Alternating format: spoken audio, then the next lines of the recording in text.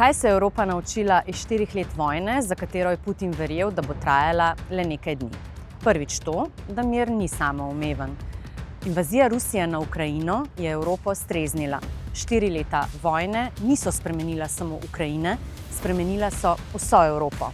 Prvič po hladni vojni je postalo jasno, klasična vojna na evropskih tleh je realnost. Evropa se je znašla na prelomnici. Dojela, da proti grožnjam in proti napadom ne more več delovati tako, kot je delovala in se mora boriti drugače. In seveda dojela je, da mora za lastno varnost poskrbeti sama. Evropska unija je proti Rusiji uvedla najobsežnejše sankcije v svoji zgodovini. Gospodarska moč je postala geopolitično orožje. Energetska kriza pa je razkrila, kako tvegana je odvisnost od ruskega plina.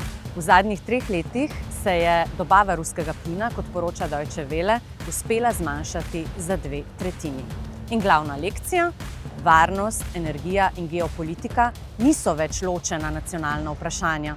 Za Evropo so postala eno in isto: strateška odgovornost.